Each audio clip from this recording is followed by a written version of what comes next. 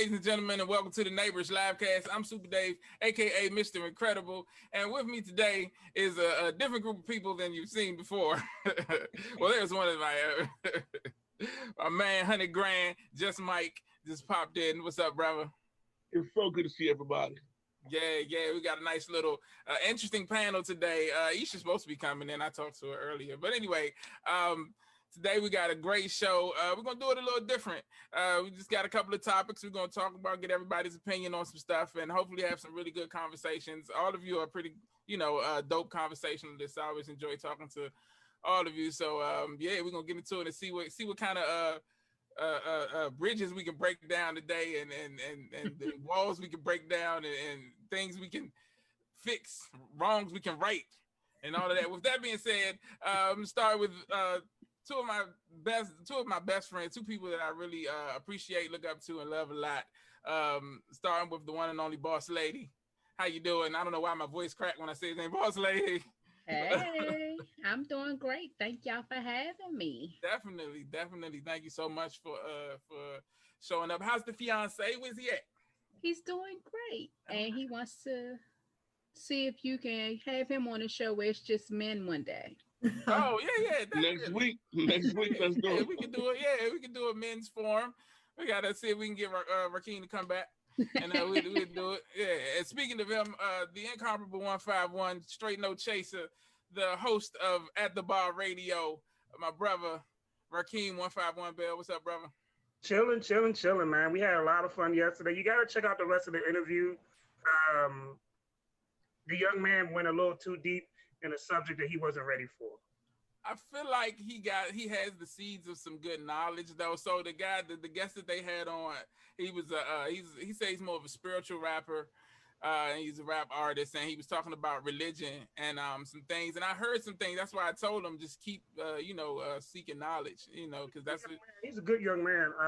But you can tell he's young and he's still got a lot to learn and go through in life. We had a conversation about Tupac. Yeah, and I know you're a Pac aficionado. I mean, it's one thing you can't really have a hip hop conversation with me if I got toys older than you. So. little tough. You're right. Yeah. And explain to me was like, you have an opinion and I respect that, but I've lived through it. So let me tell you the real versus what the opinion is. So yeah, that's that wisdom is necessary though. He needed that. That's gonna grow him, man. We got to keep sharpening these young dudes and making them more accountable and more knowledgeable. So but he's a good dude. I feel like he's gonna get there. But I don't want to go any further without introducing our basketball correspondent, our NBA correspondent for this evening, Miss Joelle Laguerre. She doesn't like it when I say NBA expert, so I'm not gonna say that. Because it's not true. But she knows a lot about the NBA, and we're going to talk. As a matter of fact, let's start off with that if that's okay. So yeah, a lot has been happening this past week or so, right? In the NBA, it's been a lot of games, a lot going on. I know you and Boss Lady Mike, you've been keeping up. I know you've been working a lot though, right? I most certainly watch the playoffs. It's the only time you've been watching it. Yeah. So I'm the only one who hasn't been watching. I've been over here playing music and planning trips and stuff. And at 151, you've been keeping up with the playoffs? Hell no, man. Right. We got jobs and stuff. When I hear playoffs, I just turn off the TV. I already know we ain't making it. So. Oh yeah. Who's the team? The Knicks. The Knicks. Yeah. Oh. Good run this year. They say that every year. No, this year was exceptional. This year was actually. Yeah, y'all had a good season. Yes. So Joe, who's on top? Who's out? Who's in? What's going on? Well, it has been a very exciting weekend, or it was an exciting weekend in the NBA. So the Final Four, so to speak, on the East is the Milwaukee Bucks and the Atlanta Hawks, both somewhat surprising. The Bucks were able to get past the Brooklyn Nets. I guess it wasn't that surprising since Kyrie Irving got injured and also James Harden was a little hobbled. Yes. So despite that, KD, of course, put on quite a show in the last couple of games, but the Bucks pulled it out. It's a crazy game, went to overtime. Oh, very exciting, very exciting. And then yesterday's two games were very exciting as well. Sticking with the Eastern Conference, the Hawks upset the Philadelphia 76ers. Another really great game, despite Trae Young not having the best game. Ben Simmons did a really good job of blocking him down. However, Ben Simmons did not deliver at all on the offensive end, and so they lost. It was really sad to see them fumble. They're the number one seed in the Eastern Conference all season, and they fell to the Knicks, I think, were number 4. So the Hawks were number 5. They were number 5.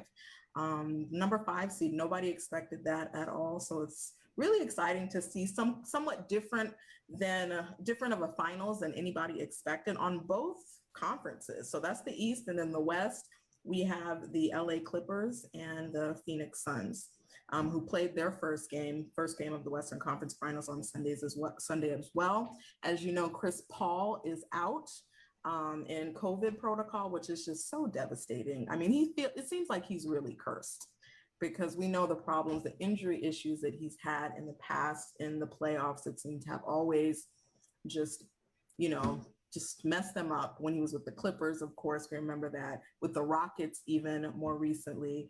And he did get injured in the Lakers series in the first round, but he pushed through it. And then now he's in COVID protocol. So they're expecting to see him maybe in the second or third game. The Clippers are without Kawhi Leonard, which of course is also huge. But the Suns pulled it out. That was also a really good game. They were home, so we kind of expected, and they are the they're number 2 seed, since the Clippers beat the number 1 seed Utah in their series, which was another surprise. So we have a really great week coming up. No games tonight, so I'm really heartbroken. That's all I do now is watch basketball. So nothing to do tonight except come here and talk to you guys about it. Well, thanks for making us your backup plan. Well, no basketball. I could talk to you guys. Right. Yeah. So, y'all ain't had any comments, any questions, So who are you guys rooting for? Since everybody's watching, what have you been surprised about? What's going on? I am glad that the Lakers are not in this stage of the game. Hater. Or should I just say that the Queen is not in this stage of the game? Oh. But Brown is a queen. Wow. I call him La Queen. That's fine. She can call him that. I call him the champion, but that's all right. He is the champion. I don't take anything away from LeBron and what he's done for the game, but I am always going to refer to him as the Queen, because that is how he acts often. All right. I don't see it, but all right. The flopping, the crying, the whining. That's so the theatrics on the basketball court deem him a queen. Yeah. No, I see and have seen some awesome ball here lately, especially without the Queen, LeBron, whatever you want to call him. It's awesome to see somebody in there who's not going to be a Warrior, not a Cavalier, not a Laker. It's a chance that the Clippers could win. No, they're not, but it's all right. So you don't think the Clippers can win it? I think that as long as the Clippers are the Clippers, they're gonna be fucking Clippers, and that's what they are. Otherwise, but they're not. They're different. They're dogs. They have dogs on their team. You talking about Pat Beverly, and I don't like Paul George. With Kawhi Leonard being gone, that's crucial and vital to what's going on. Moreover, they're the Clippers. It's almost like the Browns are the Browns. They're not the Browns. It is. You're the Clippers, bro. It is what it is. Wouldn't it be crazy if the Clippers could pull this off without Doc Rivers? Not even without Kawhi Leonard. Damn, Doc don't even play no more. Ty Lue is a better coach than Doc? Absolutely not. Let's not get. What makes Ty Lue a better coach? What happened last night? You think Doc coached well last night against the Hawks? I think Ty Lue rode the curtail of LaQueen and got to where he is now. He said he's not who's right now? Whose coattail is he riding now then? Nobody. He's called opportunity in the doorway. He's a legitimate coach. He's a legitimate coach. He's an awesome coach. But as far as Doc Rivers, I fly that man balls for real. We'll talk. Okay. Okay. Why 151 so quiet, man? We pushing the sleep, man. I'm listening to hella funny, man. I'm crying with the Suns, by the way. Me too. Because I love Chris Paul. Yeah, I do. A lot of people hate him. I'm seeing so much hate, but Team Chris Paul. A lot of people hate LeBron too, but everybody has their own opinions. I don't hate LeBron. I don't hate LeBron. Like, if you look at this man, let's say, forget his basketball trophies and what he's won. How about what the man does off the court? Definitely. I respect LeBron the man. Hey, call your husband and the queen. See how when I am watching basketball, he's going to be the queen every single night. Don't be your ass. So let me ask y'all this, like y'all basketball folks, like we hear a lot of comparisons between LeBron and Jordan, right? That's not come on, Dave. Well, hold on, but no, hold on, watch where I'm going with it though. For the first time, maybe about a week ago, I heard somebody actually compare their work ethic. You know what I'm saying? And I've never heard that, because I feel like Jordan is superior in work ethic, and that's just me. But is that true? No, am I crazy?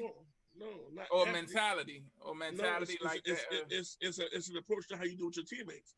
Jordan said, "Fuck you, pay me, play, let's ball." LeBron is like, "Man, we need to do all this, all of us," and I appreciate that because I'd much rather get 11 assists and 11 points and win the game personally. Ladies, you rather what, Mike? I would rather get 11 assists and win the game than 11 points all day, every day. Gotcha. I do think that LeBron is consistent with everybody has to eat. I'm sorry, you forgot to call him the queen this time. You said okay, look, he's consistent with everybody got to eat. Yeah. He's very much going to go and get what he needs, and he's going to spread the love around. Mm-hmm. That other guy, maybe not so much. Well, he learned to. His game evolved. But if you notice, without comparing them, let's address the man's not playing. He's hurt, and we still talking about him. Definitely. Yeah.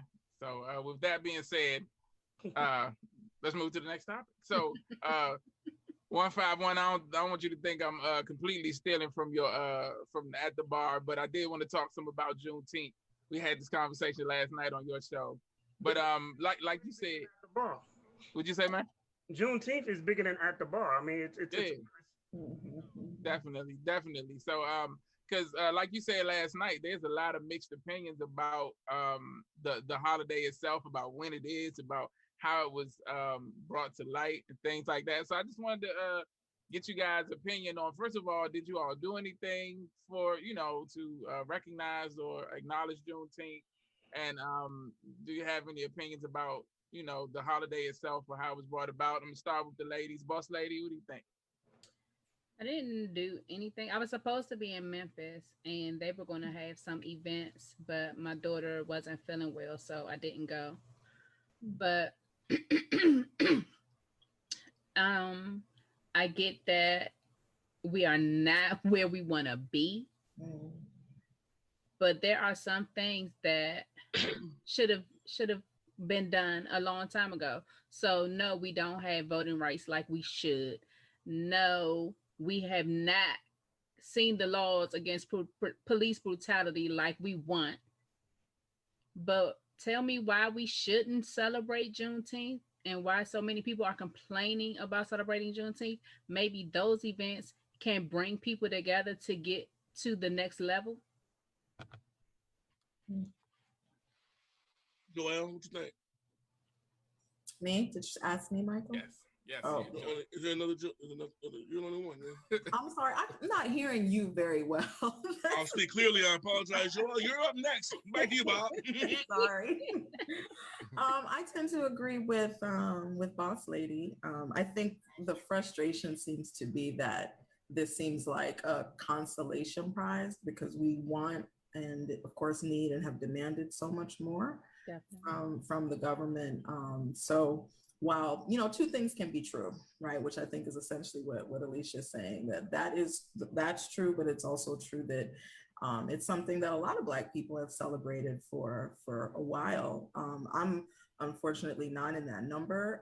I learned about Juneteenth when I moved to DC in about 2010. So about 10 years ago, 10, 11 years ago. So, and I think that's really unfortunate that so many people, grown adults who are Black, are not familiar really with Juneteenth and are just becoming familiar with it. But that's the positive side of it. If we can bring more awareness to something that is really important to know about, to hear stories about, then why not?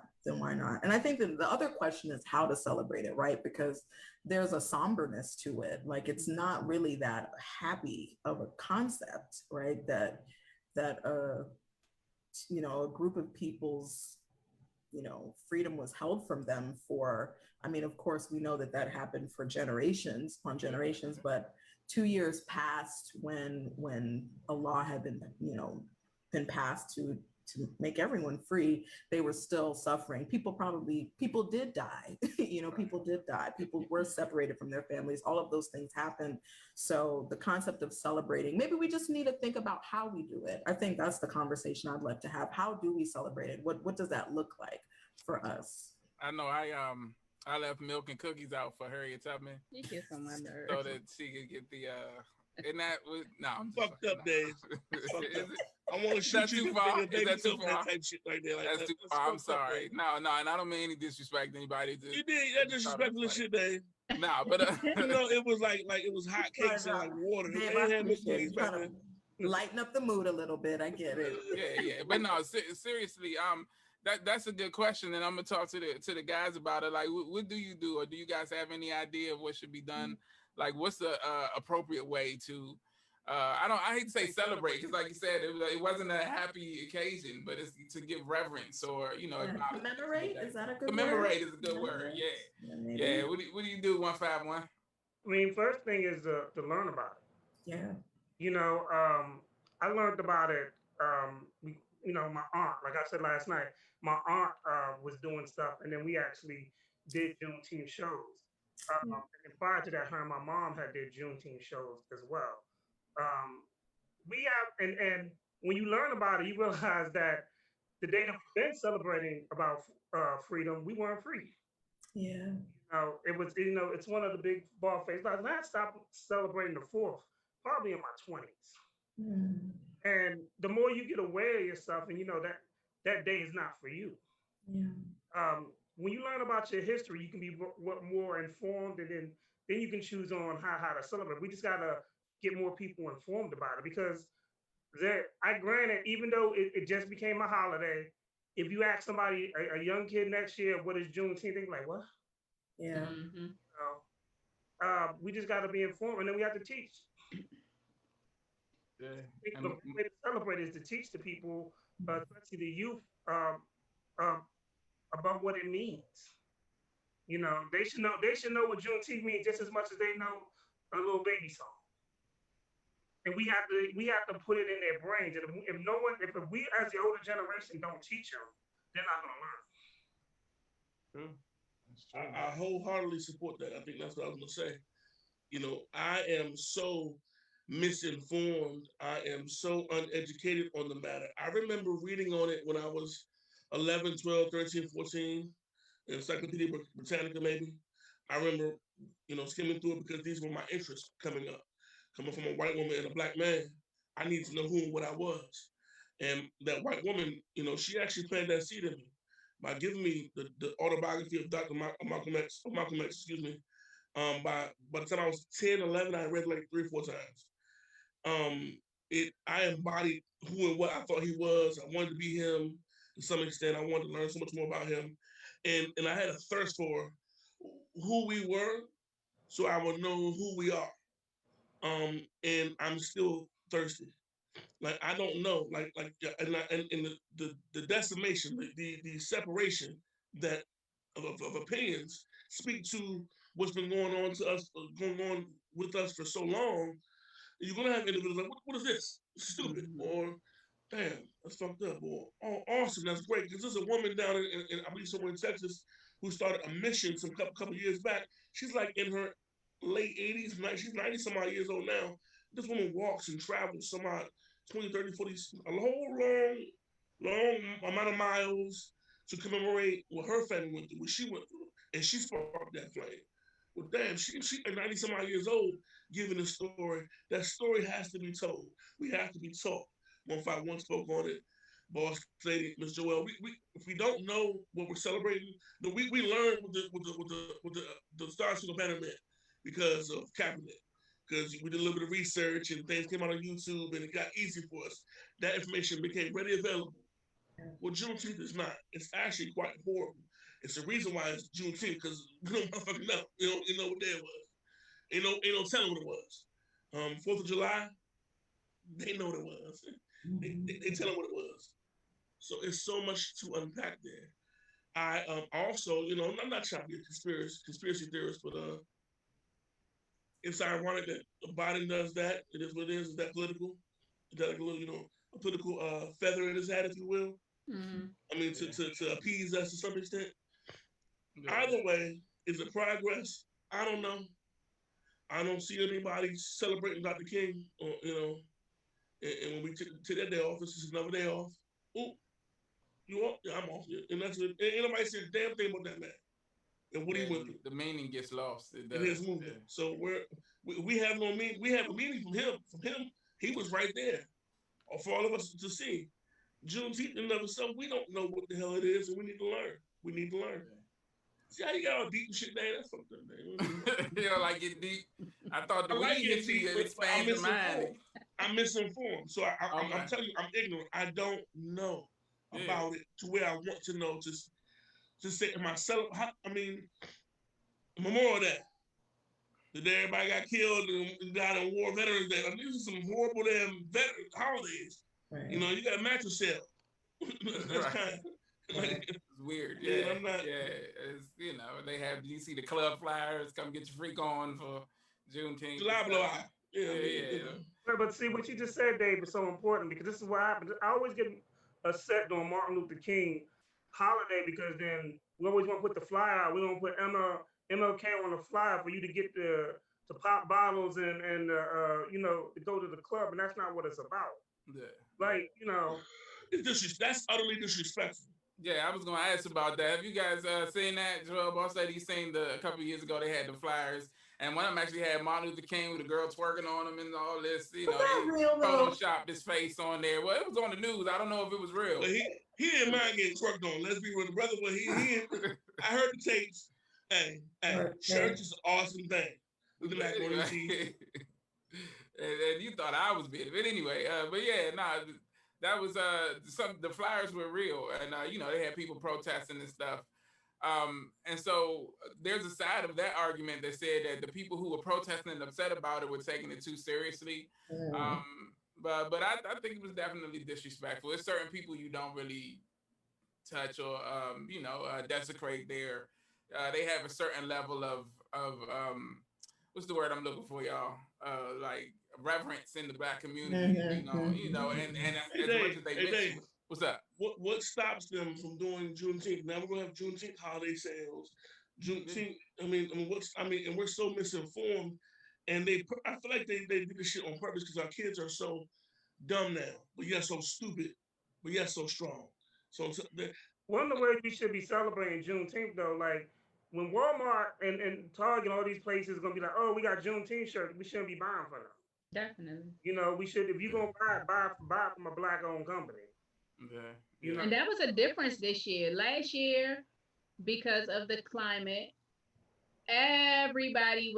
all the Black-owned businesses were selling their Juneteenth merchandise.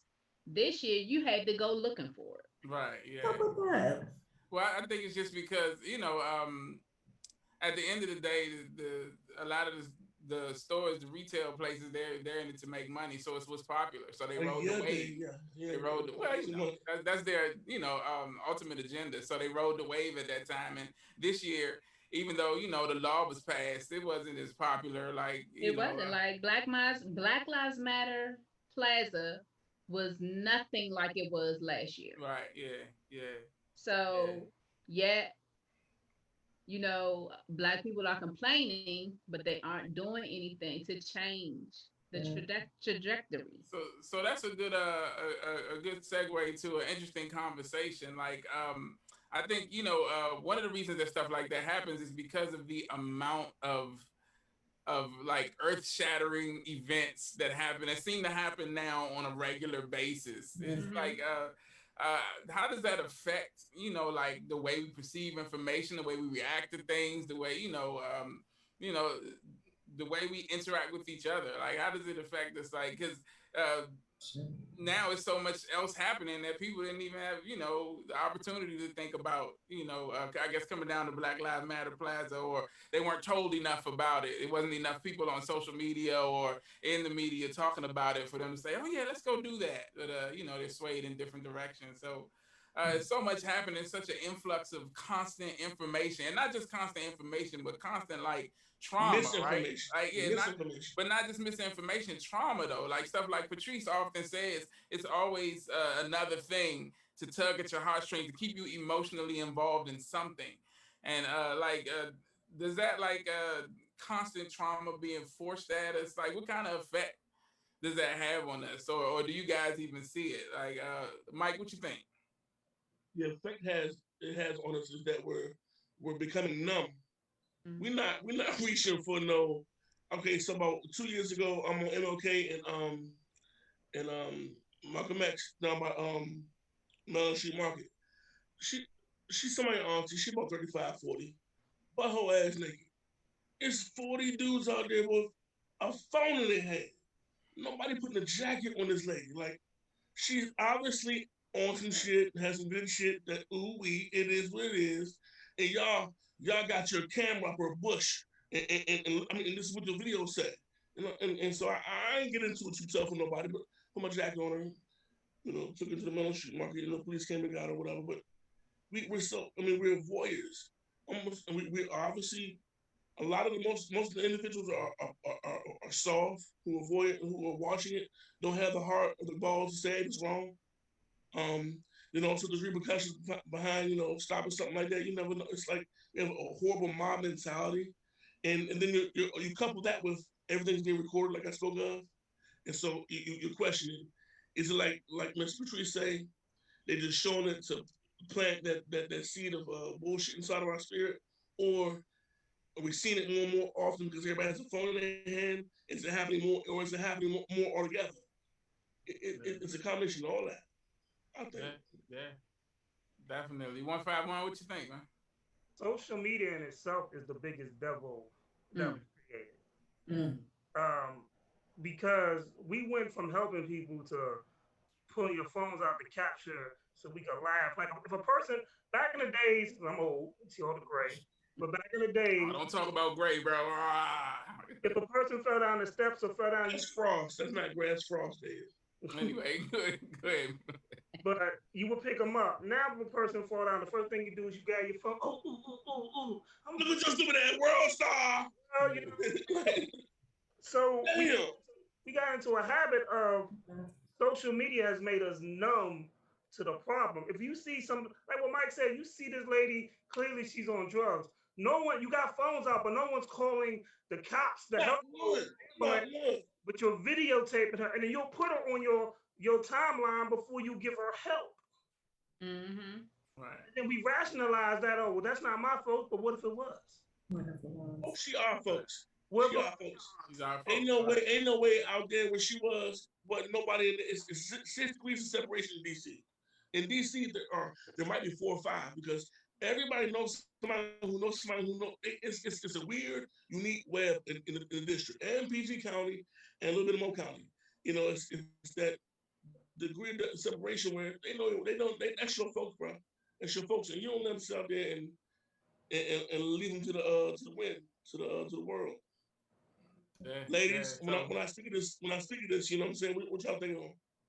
I was going to say that everybody just wants to be the first person to post or the first person to share. Last year, there was an incident where a man was hanging from a tree in Northwest. and a friend of mine posted it on his Facebook page. And I questioned his reasoning because the only thing I can think about was, oh my gosh, this is somebody's son. Cut This that is man down. somebody's father. This is somebody's uncle. This is somebody's brother. If that was me and that was my family member, this is the last thing I want people sharing on the internet. And especially since none of us know what's going on. Right. And he was upset that I questioned him about it. And I was like, I just don't understand your morals right now. It's just so disheartening. And that's where a lot of people are. They don't care. They just want to be the first one to post, the first one to get the most comments, and the first one to get the most likes. He ended up deleting the post because a lot of people said something. But as a friend, you should have heard me and understood where I was coming from when I didn't even say it on your Facebook post. I reached out to you personally. Right. Yeah. But nobody has morals anymore. Nobody, like you said, everybody's numb. Yeah.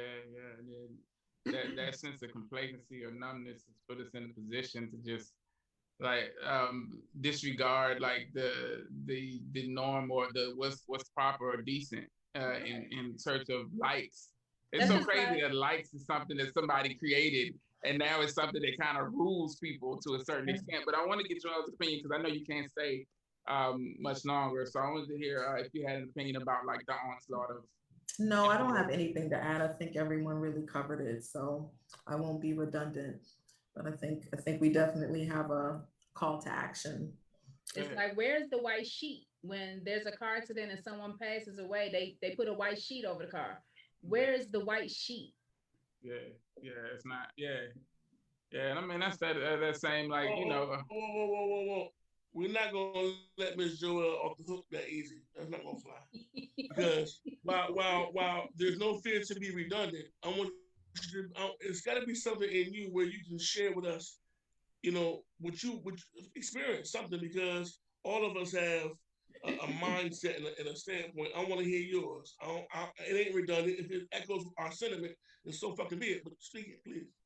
Okay, so I mean, I agree with you guys. I think that we, as a culture, just gotten to a point where everybody's trying to get some internet fame to some degree, but I don't think it's everybody. I mean, I think there's definitely a portion of the population. I like to think that we are part of the population that doesn't feel inclined to do that. And so I think in talking about all the people who are seeking fame and money, popularity, even, or just simply likes. I think there are plenty of people who do care, and hopefully our energy makes a difference.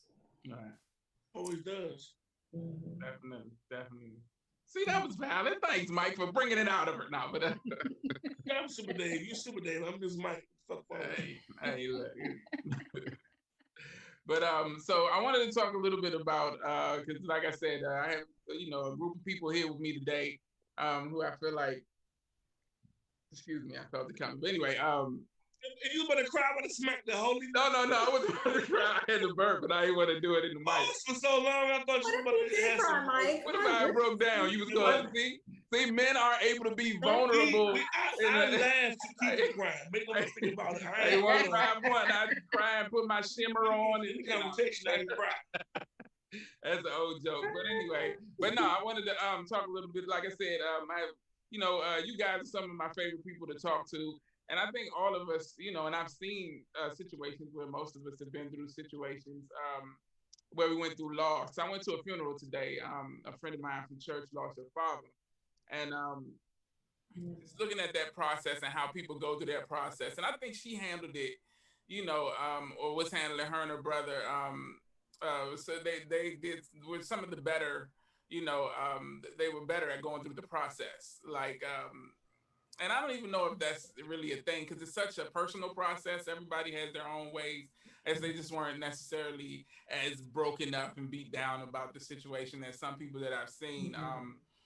I had a family member, my mom's cousin, passed away about a month or so ago, and some members of her family were a little more, just going through it, just taking it really heavy and hard, and so it just made me recognize the need for this discussion about like grief, because I know like I said, most of you have been through situations, you know, with loss and things like that. And so I just wanted to talk a little bit about getting back, because all of you have gotten back to a point of, you know, of getting through it and moving through it and being productive parts of society and things of that nature.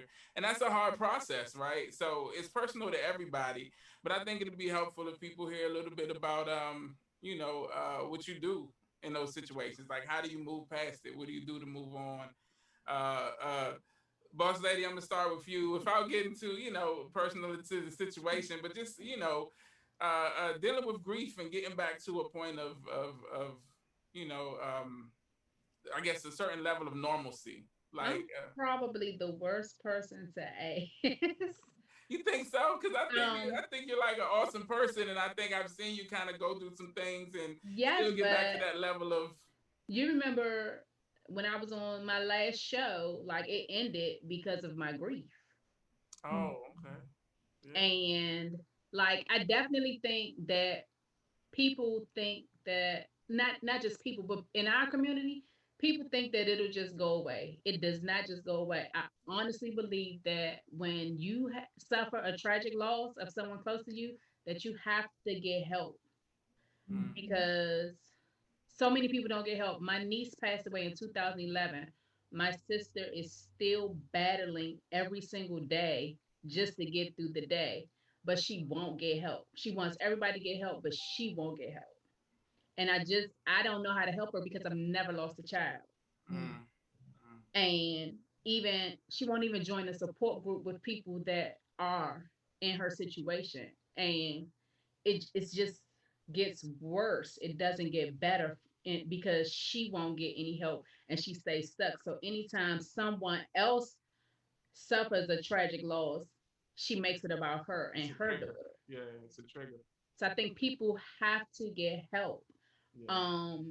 Like my nephew passed in 2017 and it's still a challenge for me. I remember when it first happened, I was at work and we had a support group at work. Mm. I joined the support group because I was like, I'm just tired of walking around crying every single day. Like that's exhausting. So I think the main thing is people need to know that oftentimes the pain does not go away, but at a certain point, you've made it through the day and then you'll make it through another day.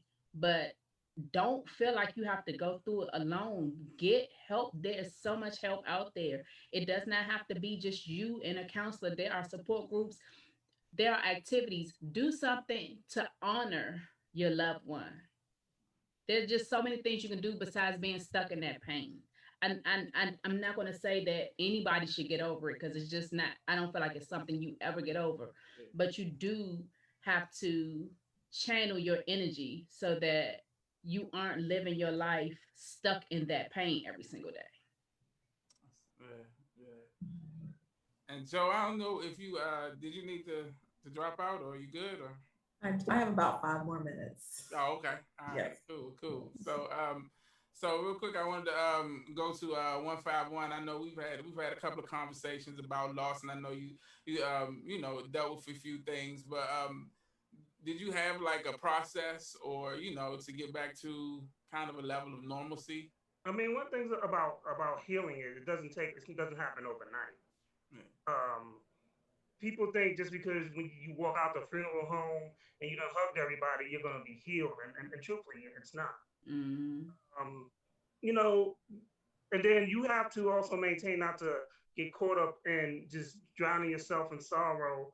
And you know, when my aunt passed, you know, I literally was just sitting here almost every other day.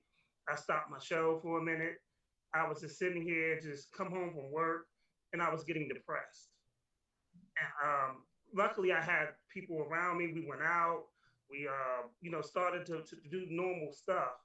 And then on top of that, this happened in the middle of a pandemic where you really couldn't go nowhere too far. Mm-hmm. But just having people around me and stuff helped me through it. When you have the right support group around you, it's easier to make that, you know, not to get over, but it's easier to release some of that pain. no man is an island. And I used to think I was, but then, and of course I lost GOP.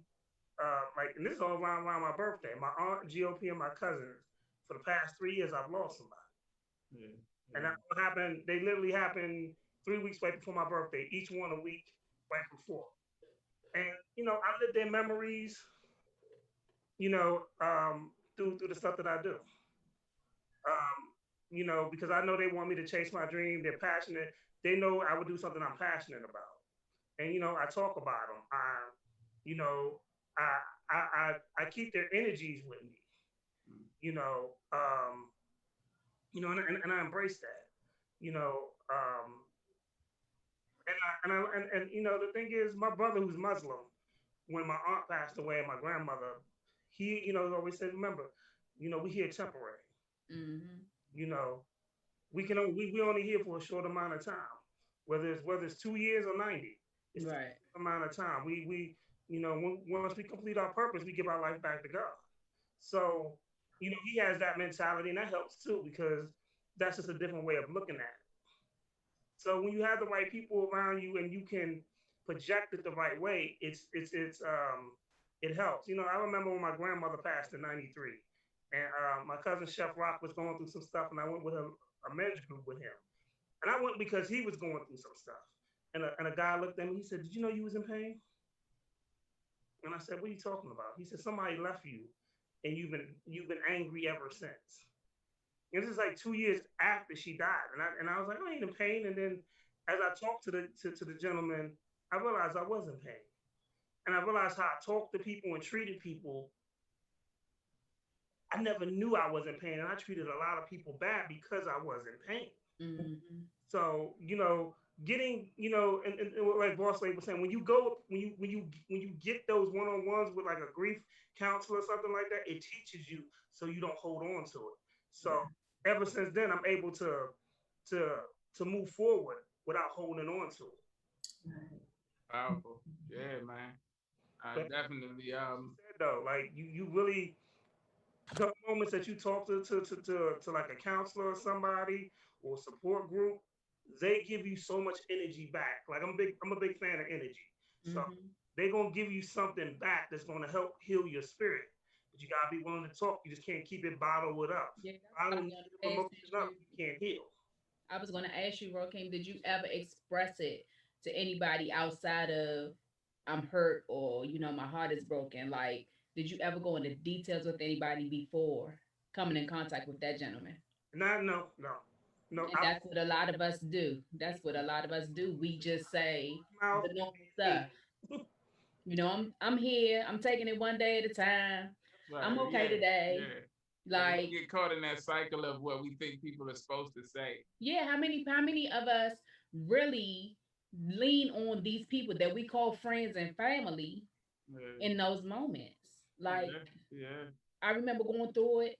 One person out of all the people that I love, only one person said something that actually made me feel good. Yeah. You remember what they said, don't you? Well, she was just describing how she saw my relationship with my nephew. Yeah, and sometimes that's all you need, Mm-hmm. Yeah, and so so I'm saving Mike for last purposely. So Joe, I don't know, if you have been through anything. I kind of know everyone else's story personally about situations they've been through, but I didn't want to put you on the spot. But if you have anything to add, I definitely would like to hear it. Leave. Huh? Yeah, no, I know. That's why I'm, so she can, because I know she got to roll out. Go ahead. I'm sorry. So I lost my my best friend back in 2009. Actually, right before I moved to DC. The closest person to me, and that was the first person close to me that I lost. That was losing someone, especially the closest person to you. It does something to you. It just does something to you that's really, really hard to explain. And I remember when Kobe died, Kobe Bryant. his best friend, whose name is escaping me at the moment, but he's, I think, the general manager or the president of basketball operations or whatever for the Lakers.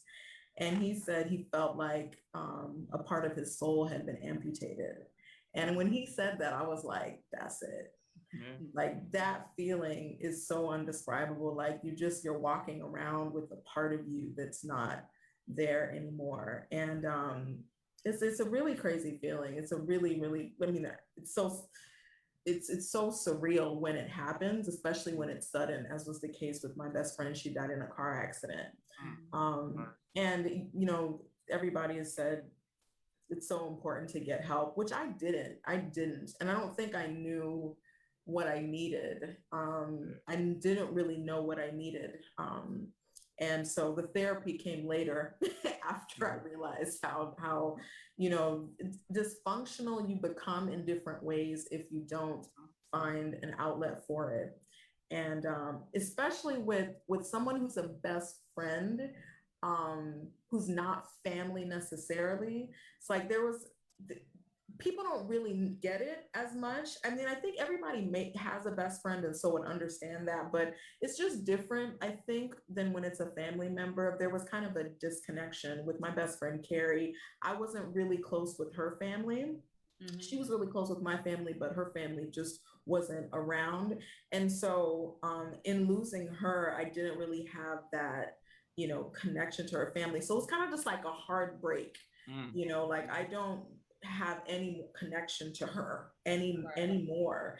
And I don't think I fully realized at the time how much that needed to be managed, you know, like it's just hard to explain. Like there's something that needed to be done there, that I needed to do, either like to stay connected to her family, which again, regrettably I didn't, that I think really left such a big hole for me that's never really been filled. And not that there should be anything or anyone who can fill that. Right. But, you know, to everyone's point, just getting help, just being able to sit somewhere and just say whatever is really important. And I hope that more people take that seriously. And I hope that our you know, that everybody has the health care available to do that, because that's another big barrier in our community, that, you know, therapy costs money, and especially good therapy. And so it's important that those of us who have the resources kind of talk about it more, and how to make sure that you're getting the help you need. So I hate to leave on that somber note, but I do have to, and I hope to talk to you guys again. Really nice to meet you guys. No, you're never coming back. No, I'm just playing. No, but I know these are not your regulars, and I really like them. So. Except for Mike. Except for Mike. Mike is regular. Yeah. Boston, they're most certainly regular. So, you know. Yeah. Family here. Yeah, definitely. But thank you so much. We appreciate the input. We'll have it back again to talk about it. What'd you say, boss lady? Go Suns. Go Suns. Yes, indeed. Yes, indeed. All right. Bye, everyone. Have a good night. Bye. Definitely. All right, man. So Mike, like I said, I was kind of, you know, not saving for last, but you know, wanted to talk about your process for, you know, of grieving and healing and getting back to kind of like a certain level of normalcy. And like, cause I know it was, you know, there were times when that process took some turns and dips and things of that nature. But yeah, I ain't gonna tell you, just you know, a little bit about your process, man, like how you got, you know, back to a place of being functional. Roll it up, light it up, smoke it up, inhale. I kind of felt like you was gonna say that, but it wasn't weed, man. Grief is a heavy thing. Sometimes happiness is the part of the story that the author cruelly leaves untold. You push through, and help, you know, is most certainly needed. You know, the dollar amount, I believe, is 37 and some change for like a 30-day stint at a rehab place. I done looked into it myself. My wife most certainly has. it is most certainly necessary when you need to get a grip on reality. Reality can be right there in front of you and every day, but sometimes, we all ain't here every day. Sometimes, you 151 spoke of anger. You get angry, it is what it is, but you know it. And then Boss Lady spoke of that one individual who like whatever it was, it just you were able to feel it, and that's what you're able to gravitate towards. Sometimes that's all it takes. Sometimes that's all it takes for you to push through. Good friends, good family, and a wherewithal within inside yourself that you'll be all right. Because what ain't killed me has made me most certainly stronger. We all gonna be all right, right? Yeah, definitely. Yeah, you thought I was gonna cry, motherfucker. I'm not gonna. I don't want to get into the logistics. The logistics are real heavy, and when we're not trading war stories right here. We're doing is we're expressing ourselves and we coming to a common ground what all of us need to do. Whatever topic it may be, grief, the counseling to grief, whether it's affordable, it's a lot. This shit is layered. Like when you go in, unless you got some really good health insurance, this shit's expensive. Who's gonna take care of your kids when you in somewhere for 45 days? Right. I have 2 stints in the psych ward, all just by happenstance. It's funny, wonderful stories. I'm not crazy, just a little bit, but ultimately it is what it is. We'll be all right. Yeah. That I've brought yours up, and I was thinking about like how we deal with grief, how we're taught to deal with it, the examples that we have set for us, and I think there's some there's a lot of things in our community that a lot of connections that were broken. I think for the most part, the 4 of us have had people in our lives who, instilled a lot of things in us that are positive and have, gotten us to this point. But, I see there's a lot of deficiencies, to be honest and plain about it. There's a lot of holes, a lot of things that we say and do on a regular basis as a community that kind of can cripple us. And what I'm referring to, so the video, Mike, that you sent me last week, and I'm not going to get into the specifics of that either, the Smothered episode with the mother and the daughter. Oh, I thought you... No. Yeah. So the reason I want to talk about that with this is because they said something in there that correlates to this. The mother and daughter, Smothered is a show about the mothers who are real, into their kids' lives. Have y'all seen this shit? But it's a crazy show. But anyway, you better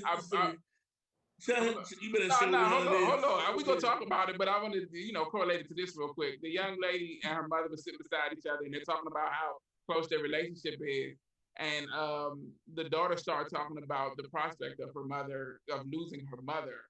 And, it's something that we all kind of have done or have heard people do. And she's like, well, I don't, I wouldn't be able to function. I wouldn't be anything. I don't want to think about it because, it would be the end of me. And I would be, so devastated. I wouldn't be able to, and that can be crippling to a certain extent. We have to remember that, grief is a process, but when you get through it, life goes on. And that's why I wanted to have this conversation to make sure people know, like, all 3 of y'all are people I, for one reason or another, look up. A really big part of the story out.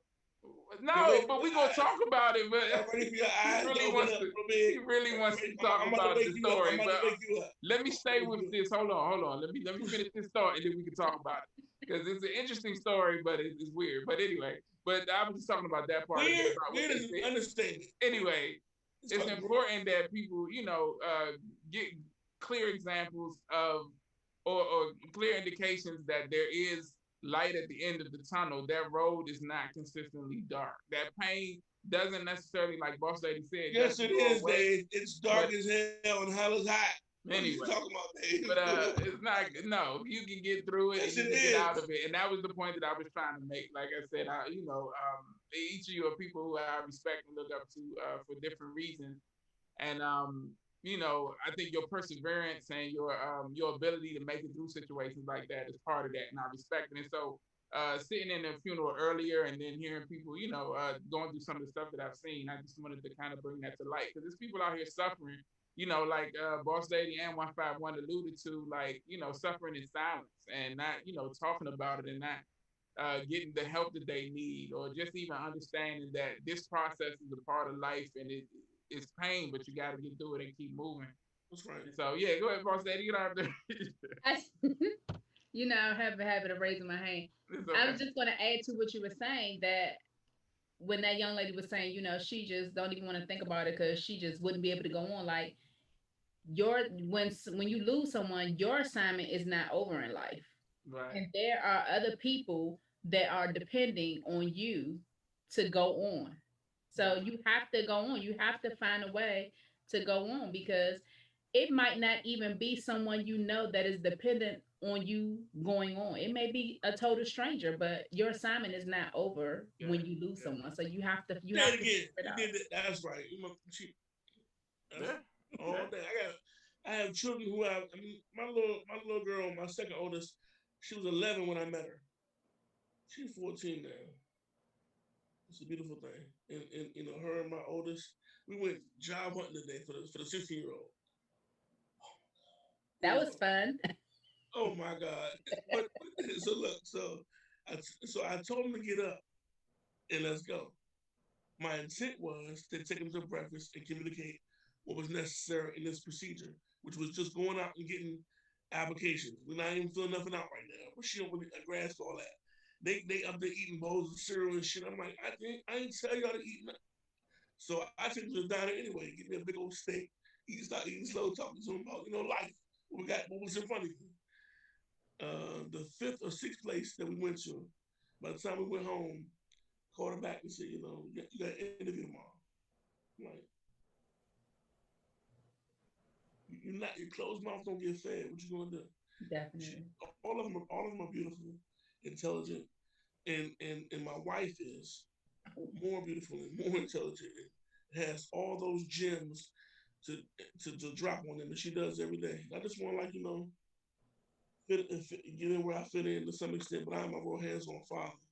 Father's Day was awesome yesterday. I got fucking sunburn. I went fishing this year. I went fishing by myself. Happy belated Father's Day. It was awesome. Yeah. It was awesome. So that was I was gonna ask you guys if y'all did anything special to celebrate your fathers or what the kids did for you, Mike. So you said you went fishing. So what I did was I beat him to the punch. I left before everybody got up and went fishing.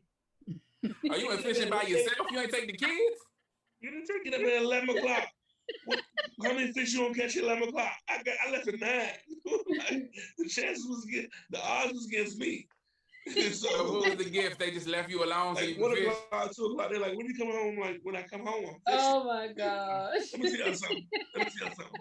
I get a chance to live beside somewhere where the waterways are open and vast. I have a beach, creeks, ponds, rivers, and I'm trying to tell you, for me, that grief goes away when I'm out there and I ain't thinking about nothing but I'm gonna get this motherfucking fish that's pulling them up. Fish on. They ain't know what I'm talking about. Yeah. He had me out there fishing when it was actually fun. I want to go again. I'm a Southeast dude. I ain't even, I had a good time. We had a good time. I'm not a fisherman by any means, but I really enjoy like the piece of it and like just enjoying the moment, being out there. So I'm definitely do it again. Fishing is cool. I don't know how we started talking about fishing, but grief. Yeah. So, but I do want to talk about a couple of other topics. We got a few things to get through today. I would be remiss if I have some of the biggest hip hop heads that I know on the show and not talk a little bit about a couple of hip hop centric topics. First of all, how you guys feel about the music that's been coming out lately? I feel like it's been kind of a little bit of a decline. I haven't seen any real solid projects from anybody over the last, since the pandemic started. You feel like that people would do more musically? Like, is there anything out that y'all really like, that y'all really listening to? No. Lloyd Banks dropped a good album. Who did? Oh, Lloyd Banks. Yeah. The DMX album was okay. I haven't heard it yet. I'm gonna tell you like this: when it comes to DMX, I'm more of a fan of Dane Grease producing DMX than over Swiss Beats. Swiss Beats has, to me, has always been he's hit or miss. Like some days he's on fire, and some days you like. Never been in my top 5 like producers that are alive, and he probably never will be. He's he got some bangers though. He got some like and X was his like golden child. It was like whenever they got together, you know, that's the stuff that sold 10 million copies. Yeah, but him doing the whole album of X. Yeah. It like I said, it's okay. I mean, he got a song with DMX, Jay-Z, and Nas on it. I mean, he got some bangers on there, but it's just not. I just remember his Darkness Hell is Hot, listening to that joint every day. That's a classic, though. Yeah, I don't think nothing. Over and over and over and over again. Like, yeah, I sampled Her's album on Saturday. Haven't gone back to it yet. First of all, it's just way too many songs for one album. Some people can't, can't fill out, how many songs is it? 20. 20? Yeah, some people can't do a 20-song album. And well, I mean, you have the patience for it now. Nobody has that patience. That's right. Yeah. For me, it wasn't the patience. I was just tired of hearing her voice. After a while, you damn. Is there anybody you can listen to a 20-song album and hit it? I feel like there's people with 20-song albums out. His name is Brad Jordan. Brad Jordan. Oh, Scarface? Brad Jordan. He got a 20-song album, though? Does he need it? No, I'm asking. What are you talking about? Like, I know. I got about 40 I can bang to. I mean, it's very few. I mean, we were talking about, like, I like the baby. I don't give a fuck what you're talking about. I like the baby. The baby? He's all right. Yeah, really shoot your ass. What you talking about? Hey, look, I'm officially old. Y'all seen my post when I was really like, I didn't know the baby and Lil Baby was two different people. Too many babies. Why is all these babies out here? That young man grew on me because he somehow something happened with these riots and the shit, and changed his dialogue. And he starts. I mean, he's got a clear mind. Some of these young cats are really doing something, saying something to our kids, and you gotta have kids to listen to what the hell they listening to and say, okay, yeah, because you have to first understand the lingo. Because the lingo is vicious because it's not their fault. It's 3-6 Mafia's fault. Ain't from my hood, you can get from around here. That elementary school shit, that shit just rang through it's our fault. The Generation X, their generation don't give a fuck. I'm a different with your opinion. I don't think you have to have kids. You could be like 151 and be the manager of an artist that's in it right now. That's managing Renegade. Yeah, who was at the spot last night. But yeah, Renegade's a monster though. That dude is mean. So who you listening to 151 other than Renegade?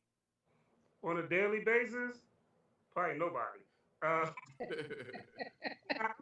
like the baby. I mean, like even with some of like a lot of these mainstream joints nowadays.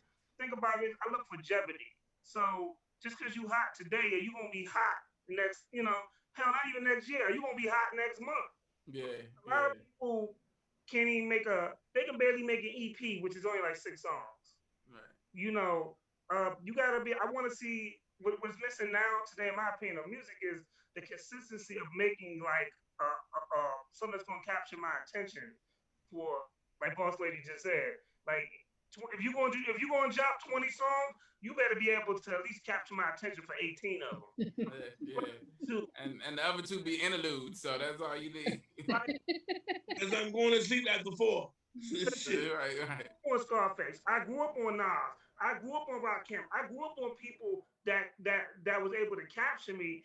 Like when you put the CD in or the tape in, you walk around, you pass by your home because you just want to keep listening to the music. Right. I done made dinner with my children. So whole split to a Scarface album. And now that's all they want to listen to when they're with me.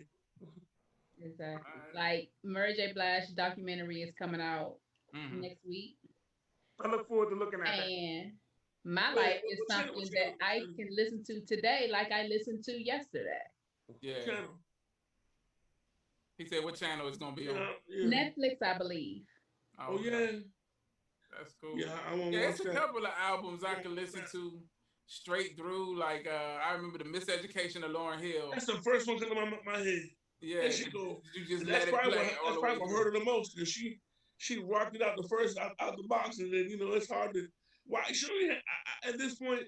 I would love to see her come back, but when I heard the story, did she really mess her voice up? Like, I don't know. I didn't hear that. I heard a story where she was preparing for the next album or something, or singing somewhere, and she strained her voice so much she fucked it up. Like, oh, well, I mean, I know she's still doing shows when she show up for them. She's still doing shows. So the biggest thing that hurt Lauryn Hill was bad business practices. She went through heartbreak and stuff, but at the same time, she was notorious for showing up like late to shows. Like if I'm paying, if and I'm one of those people, I'm not gonna. I love Lauryn Hill, but I'm not gonna pay a high price ticket. And this broad come in 2 hours late and gonna do. I'm thinking I'm about to get the Miseducation of Lauryn Hill, and I get 3 songs and I'm out. She got her money, I'm out. Yeah. I'll be ready to fight her for real. Like, and she can't perform the songs the way that we fell in love with them. Yeah. Right. Yeah, because she got sued, right? Because she tried to keep all the production credits. Yeah. So yeah, they it's want double negative. She's not getting my money. Right. Somebody go live. Right. Yeah. But I think that well, first of all, I might still go see Lauryn Hill if she show up on time. 2 hours later, Yeah. But when I step in the building, she should be there too. Yeah, but when I see her coming, Dave, I'm going to count on you to go live. Yeah, I'm gonna do it. Yeah, you can see it. That's the way you can see it. But yeah, she, like Mike said, she suffered from that curse. Eminem spoke about it. Like when your first album does so good, you can never live up to the expectations of it. So you wind up. Yeah. So a lot of people. My life was Mary J. Blige's sophomore album.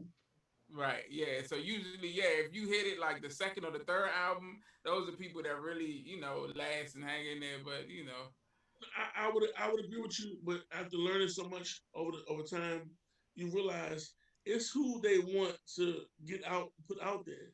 Who's buying the DJs, who's buying the time and the radio time. Because that's true too. Yeah. These guys, you come across. You ever go to a little, like one time I slid into the Bohemian Caverns about years ago, and I didn't realize it was a tunnel, a brown ass tunnel going downstairs and shit. It's like a little boutique, and you eat steaks and prime rib and listen to jazz. I'm like, there's some cool ass shit right here. Yeah. And the lady up there was singing, and I'm like, man, why ain't she being heard? Like, this is some beautiful shit. You know what I mean? Because it's not up to us.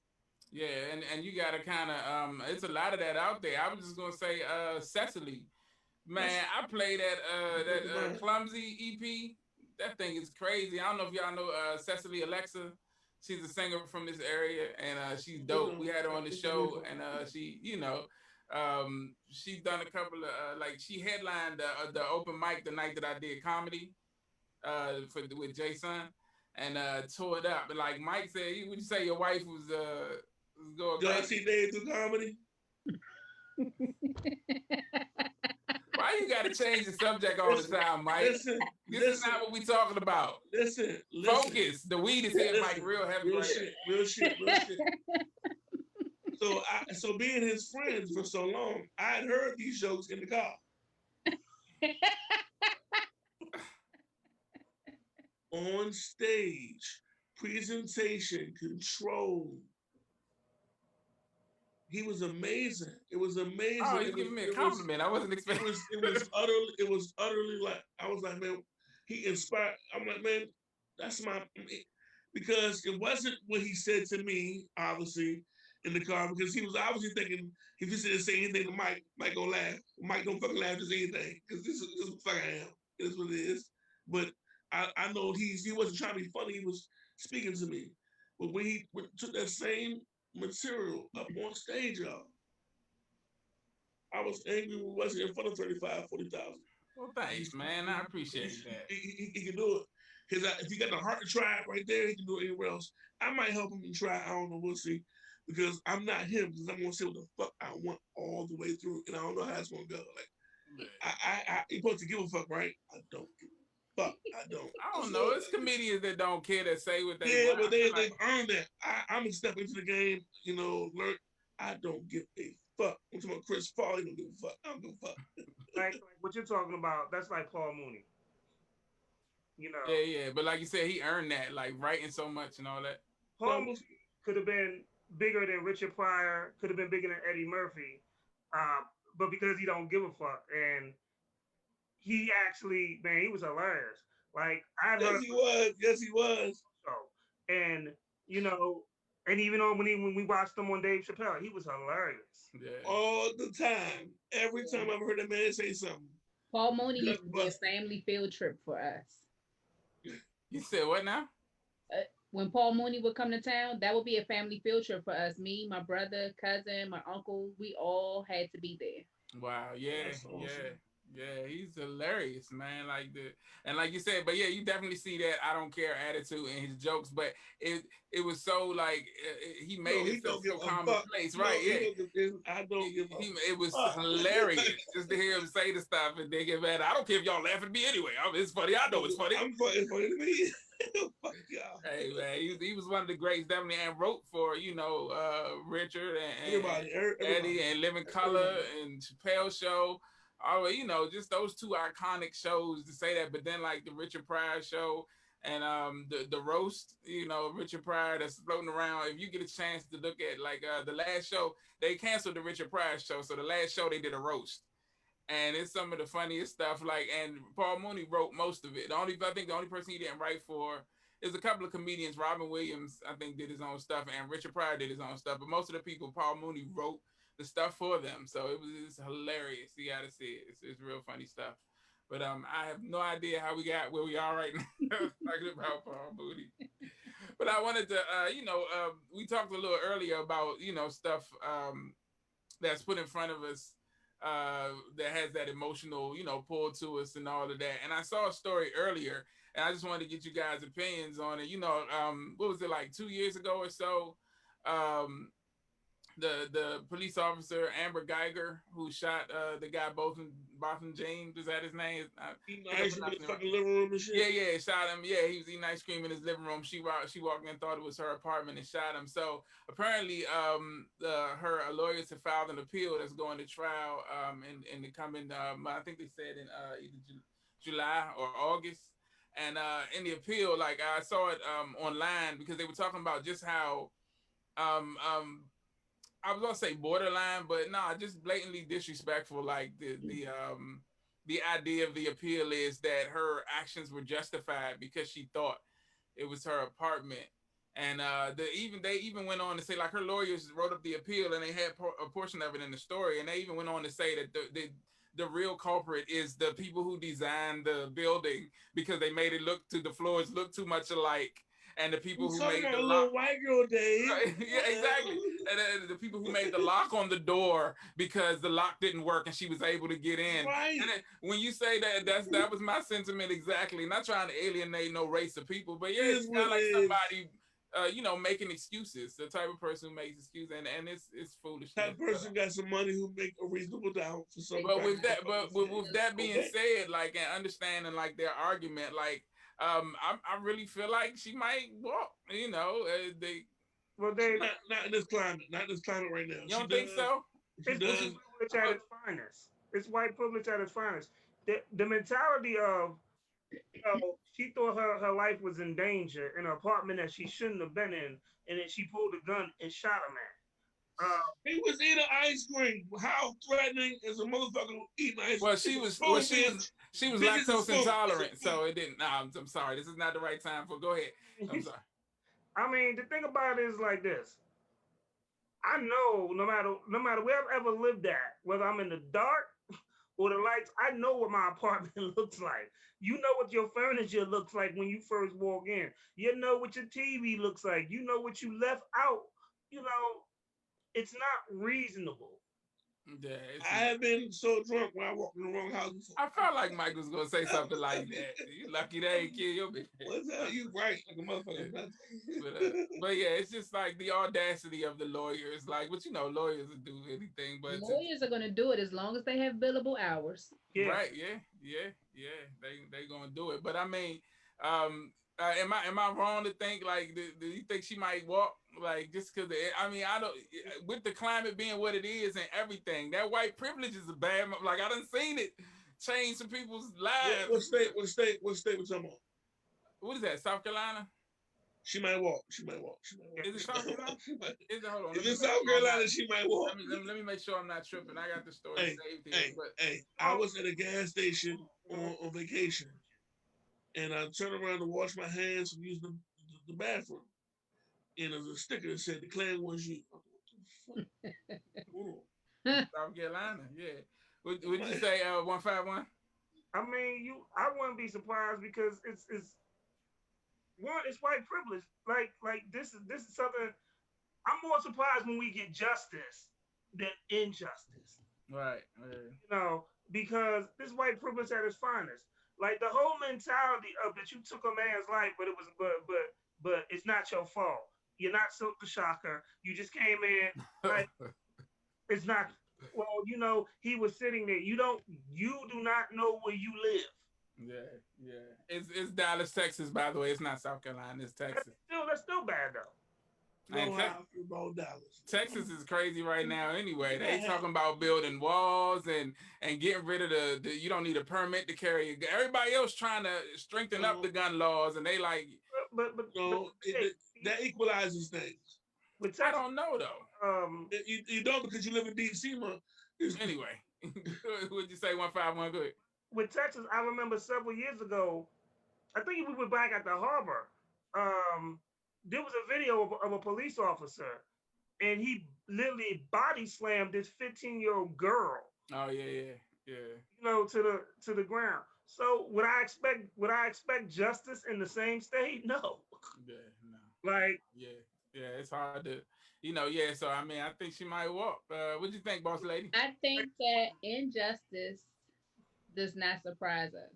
Yeah. Right. Yeah. Sure. Justice surprises us.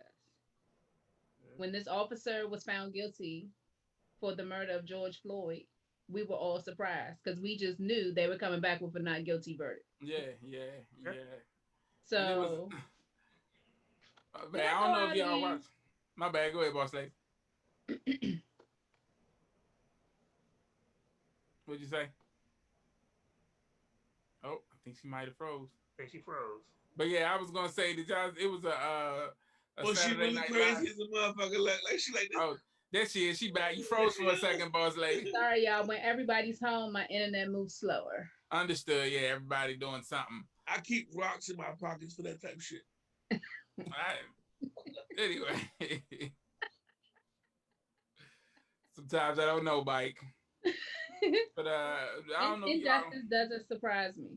Right. Yeah. I don't know if y'all watched Saturday Night Live. They had a skit about that with the news anchors. They had like Keenan and I think the girl's name is Ego Nugent or something like that. Anyway, the two black people on one side and the two white people on the other side. And it was funny because they were talking about the George Floyd verdict, and the white people were like, so yeah, it's obvious that there's no defense. All the things the defense is saying are really foolish attempts to try to get this officer off, and the black people was like, yeah, you're right. So they were like, then it's obvious that the verdict is obviously going to come back guilty, and the black people were like, well, right. We've seen this before. It's right. Like, and so that was the whole joke. It was pretty funny.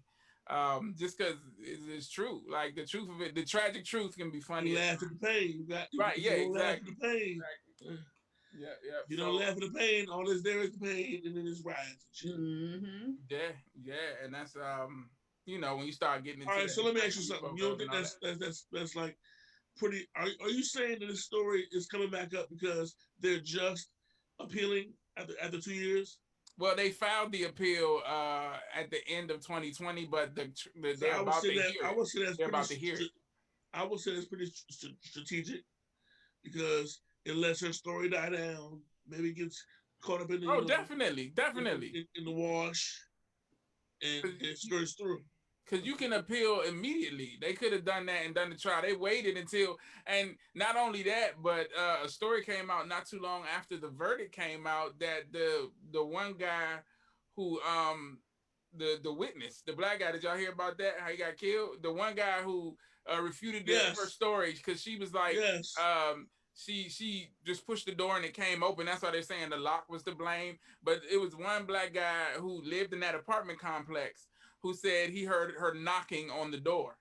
He was killed right after her trial, wasn't he? Yeah, he moved and he was killed, and they said it was under suspicious circumstances. They tried to say, oh, it was drug related. And shit, well, I mean, I'm just saying it was suspicious circumstances. They said he had beef with somebody and all this, but it's like open carry in Texas. Yeah, exactly. Yeah. And it's a stand your ground state too, ain't? So you already know. It's like, you know, but yeah, I definitely think it's strategic, the timing, waiting for stuff to die down. It's you know, a lot of these cases I think have either done that or waiting for the right time, or have already been you know, tried, and we don't even hear anything about it. Like the young lady that was shot in her house by the cop through the window. Like, we haven't heard anything about what happened to, you know, we know the police, they get fired all the time, and fired isn't a big thing. They go to another state and get another job, right? Or, you know, or are taken care of by like that network of good old boys, like the people who provided lawyers for what's his name, all of them, Dave. All of them, yeah, all of them. It's a network of people who help them. Like that dude. I mean, we going back. The fact that dude Dylan, whatever his name, in South Carolina, who went to church, Dylan defense, and they were paying for his defense. I mean, it speaks volumes. Yeah, to where we are. Yeah. Motherfuckers support that type of shit. So, yeah. It's people that really believe in that and dare us to support it. Right. We wonder why we embrace such militance, such aggression. Well, what the fuck is being bestowed upon us? And the head business we hit. And see, and they quietly support that stuff, but then things like you know, Black Lives Matter is turned into such a controversial statement, and, you know, put through the ringer and made to be like they say that they wanted to designate it as a terrorist organization. The term Black Lives Matter, you know what I'm saying? Like, they wanted to designate that as a terrorist organization. Try to tell people that we matter, like that's terrorism, you know. They still, like, you can see it on posts on Facebook every day. All lives matter, or Black Lives Matter is racist. You still see it every day. Yeah, from our people too, or like things like, oh, we killing each other, but y'all can't tell white people Black Lives Matter when we killing each other. And that sentiment, it bothers me to my core, just because like the idea of that statement isn't just for a white person, it's for everybody. In my opinion, like, if I say that, it's to anybody who threatens my people, you know what I'm saying? Like, and so if it's a young Black person, they need to understand that too. They need to be told that, because maybe they don't understand that, you know. There are some people that would disagree with you, Dave, that it's not about Black on Black crime. It's about anybody who, you know, for some people. But I've seen the argument. I've seen the argument, and it's just, you know, but to even use that as an argument to say, because it's like, you know, the people who are perpetuating these crimes, that like the Black on Black crime, they're still criminals, right? They're still like people. So to hold the police at the same standard as the criminals, even though they probably should be, because look at what they do. But you know, it's just that's a whole nother, you know, conversation. And I mean, the thing about it is like this: when I hear that argument, because people are misinformed when they don't know. They think it started with Trayvon Martin, and they don't know about the Sean Bells. They don't know about the Central Park Five. They don't know about the Bernard Getz situation. You know, injustice for Black people being killed by cops and stuff like that. That's going around. Like last year during the whole pandemic, I watched something, and it was talking about all these cases. And when it came to I think it was the Sean Bell case. They basically, the cops who shot this young man, so they didn't want the cops to be tried in that particular area in New York because it was predominantly Black. So they moved the trial to upstate to a predominantly white jury where they were found innocent. Exactly, So, yeah. When we say Black Lives Matter, you know, this is what we're going through on a daily basis. Right. You know, the mothers who can't look at their kids anymore. Right. Yeah. You know, and it just didn't start in early 2000. Right. 2000. It's been going on for a very long time. Decade. I remember being, I think, fifth grade. I've heard about the Bernard Getz situation. Yeah. Actually, hearing the as like they showed everything from the trial, and he said he thought the kids had a gun, and this dude was clearly crazy, and he shot the kids um, as they were running away from him because his gun, and for him to get off was crazy. Yeah, but it's been happening. It's been happening. Matter. And this is why we say these things. Yeah. It's been happening. To find out, like after I think after Trayvon Martin happened, I was in it's called Pure now. It used to be Bar None, but I was in there for like an open mic or something, and one of the young men that was just coming up talking about, I think he was getting signatures or raising money or something.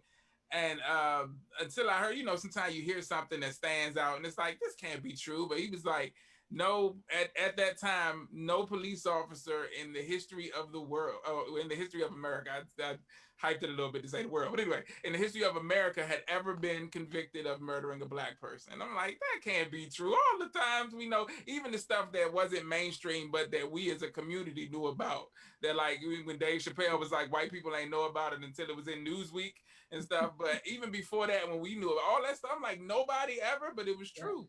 Nobody, no police are. Now it's just starting to happen, and even now they're getting commuted sentences. They're getting, or these appeals like what's coming up with Amber Geiger, and they getting off under the radar. So it's I mean, that's another one of those things that I was talking about. One of those things that it's just this stuff that's constantly coming at us, because especially going into and coming out of the pandemic, it seemed like it was another shooting, like every week, and another. It's happening right now, Dave. Yeah. Keep the fuck down. Oh, see, there you go. That's yeah. All right, Mike. But Definitely. Yeah. But I mean, it's a lot, and like, how do we deal with that? Like, or more importantly, and I want to talk to Boss Lady about it, because I've kind of talked to Mike about it some, and some of the other people who have been here who've had children. Like, how do you explain that or express your feelings about it to your kids? Like, what is that conversation like? My feelings about what? I just want to make sure I'm on the same page. Oh yeah, about the constant onslaught, like the murderings that were happening so prevalently and so frequently, and just the stuff that's been, and it's how it's put in front of us so much through the media and stuff like that. I talk to my kids every day, and literally about 4:00 I text them because someone they went to elementary school with was killed last night. So it's just continue to be safe, and you can't control other people at all, but you definitely can't control you. And I don't watch the news every day. I'm more like a weather person. Like, somebody let me know when the weather's on. Right. Fortunately, they didn't grow up in an area where a lot of their friends are dying from gun violence. Do they know people that have died from gun violence? Of course, but they didn't grow up in an area where it's something every day. So they're not desensitized to it, but it is something that affects them, affects the people that they love, and affects the people that they're around. So if you need to talk about it, let's talk about it. If you feel like you need to talk to someone outside of my expertise, let's go talk to that person. Right. So I just, I'm always letting them know, whatever you need, I'm here for you. I'm a resource. Like my daughter calls me her life advisor. But whatever it is, like, you don't have to go through any of it alone. Right. That's an ultimate compliment right there. Yeah, that life advisor, I was just saying that's dope. And so many kids have lost that. Like, I see it in Mike too, and how he interacts with his kids. And for real, man. Like but that connection that y'all have, that connection, for lack of a better word. Yeah, I live with all girls, all females. And my son is down here in DC, and I get him when I get him, you know what I mean? But it's all girls. I make sure I pee on all the toilet seats. All of them. It's because no, because it's if I don't pee on them, I leave the seat up. This the cold, hard porcelain hits their loins, and they understand this shit is real. Like it's real. No, but it's my wife beat my ass. No, but I have beautiful daughters, and like you said, when you send them out there in the world, and my son, you try to equip them with, the tools. I'm not gonna build a house for you. Here are the tools. Like I said, we just went out there looking for jobs today. And we're talking about like where we go. The first place was a Silver Diner. Where look, we was eating breakfast. I told her, now get up and go ask for a job. Breakfast right there. She's like, what? I'm like, you good. I'm being real with her, you know what I'm saying? So she went and tried, got a number. We hit like Cordoba, the dollar store, and Dunkin' Donuts and stuff. And I just wanted to get the experience under her belt so she understand you don't have mouths to feed right now. The urgency, the sense of urgency might not be there, but I'm gonna put it in your ass, cause definitely, like nobody gonna give it to you.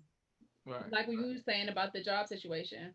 I was talking to a girlfriend a couple of weeks ago about her son, and he was trying to find a summer job, and I'm like, well, why don't he apply here or apply there? Like they're hiring all summer long, and he can start working when it's cold outside, and he can probably have 2 months off out of the year.